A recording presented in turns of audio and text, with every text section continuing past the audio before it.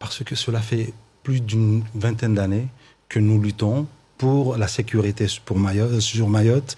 Ça fait plusieurs années qu'on essaie de pousser des gens pour qu'ils y aillent.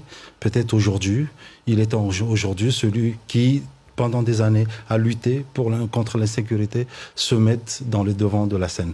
Mais je suis candidat parce que aussi les choses n'ont pas été faites. On s'était engagé, moi et ma collègue en 2022, à lutter contre l'immigration clandestine. Conséquence, aujourd'hui, nous avons des camps de migrants. On s'était engagé sur une feuille de route qui devait nous interdire les emplois familiaux. Elle agit sur les emplois familiaux. Nous étions engagés à travailler pour la sécurité des Mahorais et nous étions engagés à être les candidats des Mahorais et du rassemblement. Ma collègue ne veut plus travailler avec les Mahorais mais aussi elle n'a même pas une permanence sur Mayotte. Donc je me voyais plus dans son projet.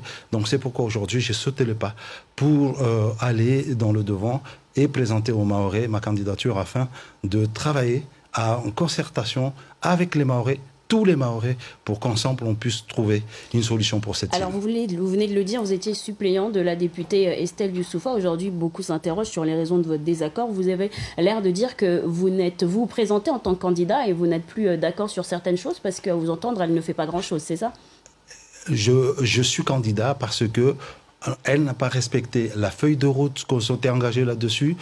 Et moi, je trouvais que c'était la meilleure des feuilles de route et qui pouvait nous approcher plus du Mahorais et aller vers les doléances des Mahorais et travailler pour les doléances des Mahorais et avec les Mahorais et l'ensemble des élus de ce territoire. Après, on ne peut pas dire qu'elle n'a rien fait pour la population mahoraise jusque-là. Ce qu'elle a fait, aujourd'hui, on voit les conséquences. Il n'y avait pas de camp de migrants en 2022 à Mayotte. Aujourd'hui, il y avait un mort tous les 2 ou 3 mois. Depuis le début de l'année, il y a une dizaine.